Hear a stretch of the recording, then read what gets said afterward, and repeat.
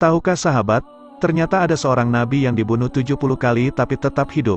Inilah kisah Nabi Jirjis yang dibunuh 70 kali tetap masih hidup kembali. Tahukah, zaman dahulu ada seorang raja yang bernama Darrian. Dia adalah seorang raja penyembah berhala. Suatu hari Raja Darrian membangun istana yang megah. Di dalamnya terdapat berhala yang dihiasi permata dan mutiara. Berhala tersebut diberi wangi-wangian dari minyak misik. Di depan istana yang megah itu, juga dibuat gumpalan tanah besar yang berisi kobaran api. Satu persatu rakyatnya disuruh masuk ke istana tersebut untuk menyembah berhalanya. Apabila menolak maka rakyat akan dilemparkan ke dalam kubangan yang berisi kobaran api yang besar. Lalu Allah Subhanahu wa Ta'ala mengutus Nabi Jirjis untuk mengajak sang raja menyembah kepada Allah Subhanahu wa Ta'ala. Nabi Jirjis pun menghadap sang raja dan berkata kepadanya, "Mengapa engkau menyembah berhala? Padahal dia tidak bisa mendengar, tidak bisa melihat, dan tidak bisa memenuhi kebutuhanmu." Raja Darrian pun menjawab, "Sejak aku menyembah berhala aku mempunyai kerajaan dan hartaku menjadi berlimpah. Sedangkan kamu apa yang telah kamu dapatkan dengan menyembah Tuhanmu? Kamu tidak mempunyai harta dan kemewahan seperti aku. Tidak nampak sedikitpun kenikmatan yang kamu dapatkan." Nabi Jirjis kembali berkata, "Sesungguhnya nikmat dunia itu akan hilang saat kita meninggal, dan Tuhanku telah memberikan kepadaku nikmat akhirat di dalam surga." Maka terjadilah diskusi yang panjang di antara mereka berdua, yang pada akhirnya sang raja menjadi murka, karena kalah dalam berargumentasi. Lalu ia memerintahkan bawahannya untuk membunuh Nabi Jirjis. Sang raja memberi perintah untuk mendidihkan air dalam sebuah bejana besar lalu menumpahkan ke tubuh Nabi Jirjis. Seketika itu juga, tubuh Nabi Jirjis langsung meleleh. Tak berhenti sampai di situ, sang raja memerintahkan untuk menyisir tubuh Nabi Jirjis dengan sisir yang terbuat dari besi hingga tak tersisa sedikitpun daging dari tubuh Nabi Jirjis, kecuali hanya tulang-tulangnya saja. Lalu Allah Subhanahu wa Ta'ala menghidupkan kembali Nabi Jirjis dan mengembalikan bentuknya seperti sedia kala. Kemudian Nabi Jirjis menyeru kepada sang raja dengan suaranya yang keras, "Hai kafir, katakanlah tiada Tuhan selain Allah." Melihat keajaiban itu, bukannya membuat sang raja menjadi beriman, tapi justru membuat sang raja semakin geram. Ia kembali mengincar Nabi Jirjis dan raja memerintahkan agar membawakan 6 paku besar dari besi. Lalu menancapkan 2 paku tersebut di kedua tangan Nabi Jirjis. Dan menancapkan 2 paku di kakinya, 1 paku ditancapkan di kelapanya dan 1 paku lagi ditancapkan di dada Nabi Jirjis. Tubuh Nabi Jirjis penuh luka dan darah akibat paku-paku tersebut dan beliau pun langsung meninggal dunia. Lalu Allah mengutus malaikat untuk melepaskan paku-paku tersebut dari tubuh Nabi Jirjis. Nabi Jirjis pun hidup kembali dan tubuhnya kembali utuh seperti semula. Bekas luka dan darah yang mengalir di tubuh Nabi Jirjis hilang seketika. Nabi Jirjis kembali berkata dengan suara yang lebih keras, "Hai kafir, katakanlah tiada Tuhan selain Allah Subhanahu wa Ta'ala." Untuk kedua kalinya sang raja dibuat murka oleh Nabi Jirjis. Raja memerintahkan untuk mendatangkan kuali yang besar. Di dalam kuali tersebut terdapat air yang sangat mendidih. Lalu Nabi Jirjis dilempar ke dalam kuali tersebut. Seketika itu juga beliau langsung meninggal dunia. Untuk kesekian kalinya, dengan kuasa Allah Nabi Jirjis hidup kembali. Dan keluar dari kuali tersebut, di tubuhnya tak ada luka sedikitpun. Disebutkan bahwa sang raja menyiksa dan membunuh Nabi Jirjis sampai 70 kali. Namun Allah berulang kali menghidupkannya kembali dengan kondisi tubuh seperti sedia kala. Ada pula yang meriwayatkan sampai 100 kali.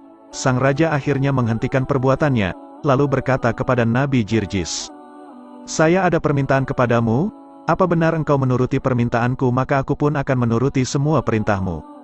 Nabi Jirjis pun bertanya, "Apa permintaanmu?" Sang raja menjawab, "Aku ingin engkau bersujud kepada berhalaku 1 kali saja, nanti aku akan memberikan semua yang kau inginkan dan aku akan melakukan semua perintahmu, termasuk menyembah Tuhanmu." Nabi Jirjis hanya terdiam dan tidak menjawab sedikitpun. Sang raja lalu menganggap bahwa diamnya Nabi Jirjis adalah ungkapan setuju. Lalu sang raja berkata lagi, "Hai Jirjis, aku telah menyiksamu dengan berbagai macam siksaan, dan banyak menyakitimu, masuklah ke rumahku agar engkau dapat beristirahat malam ini." Malamnya, Jirjis pun pergi ke rumah sang raja. Beliau lalu beristirahat dan melakukan salat. Pada malam harinya, beliau membaca kitab Zabur hingga terbit fajar. Saat beliau membaca kitab Zabur, ternyata terdengar oleh istri sang raja dan membekas dalam hatinya. Istri sang raja pun semalaman menangis terseduh-seduh. Ia lalu mendatangi Nabi Jirjis untuk bertaubat dan memeluk ajaran beliau. Ia melakukan hal ini tanpa sepengetahuan suaminya.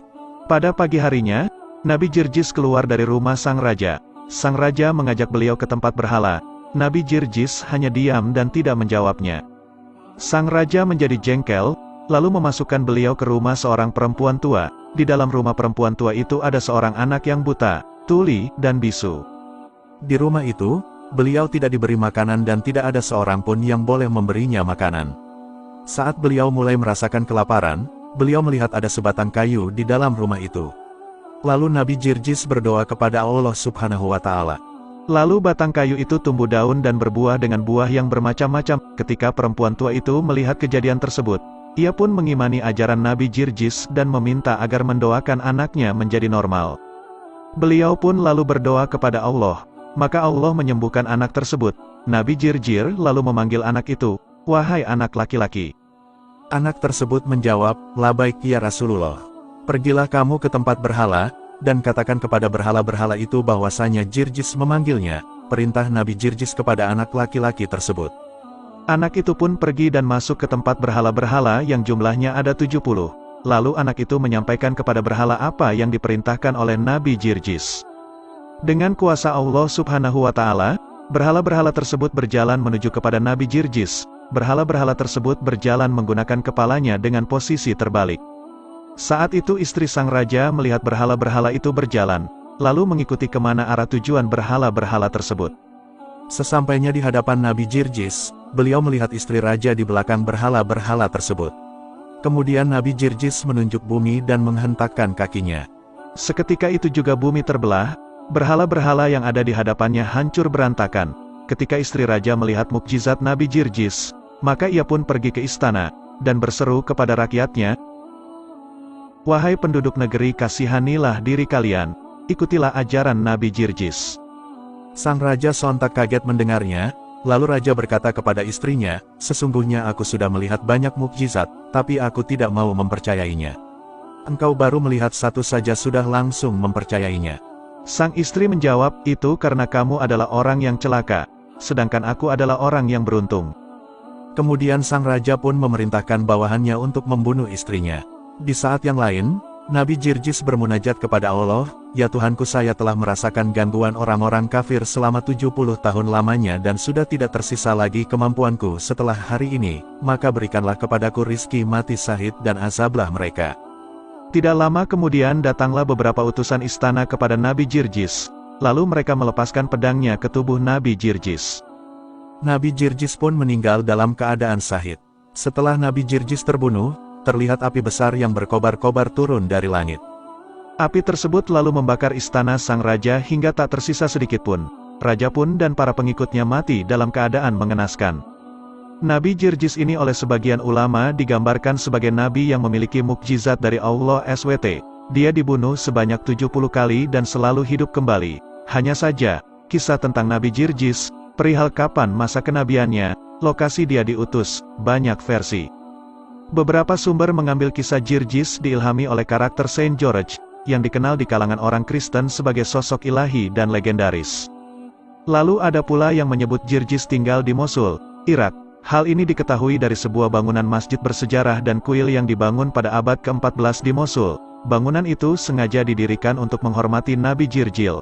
Namun komplek tersebut dihancurkan ISIS dalam suatu serangan pada Juni tahun 2014. Satu riwayat lagi menyebut Nabi Jirjis merupakan salah satu dari 313 nabi yang Allah berikan mukjizat. Kitab As-Sabatu fi Mawaidil Bariyat menyebut ada 7 peristiwa berdarah yang terjadi pada hari Selasa, salah satunya adalah terbunuhnya Nabi Jirjis. Prof. Dr. Umar Sulaiman Al-Asikar dalam bukunya berjudul Pengantar Studi Akidah Islam, menjelaskan bahwa para ulama tafsir dan sejarah menyebutkan banyak nama para nabi dengan menukil dari Bani Israel, atau berpegang pada pendapat-pendapat yang tidak jelas kesahihannya. Jika nukilan-nukilan ini bertentangan dengan apa yang terdapat dalam Al-Quran dan Sunnah Nabi, maka kami menolaknya, katanya. Dia mencontohkan seperti ungkapan orang yang mengatakan, bahwa ketiga utusan yang diutus kepada penduduk desa yang kisahnya disebut dalam surat Yasin, mereka adalah pengikut Isa, dan sesungguhnya Jirjis dan Khalid bin Sinan, keduanya adalah nabi setelah Nabi Isa. Dia menegaskan menolak semua itu. Sebab di dalam hadits sahih disebutkan bahwa antara Nabi Isa bin Maryam dengan Rasul kita Muhammad sallallahu alaihi wasallam tidak ada seorang nabi.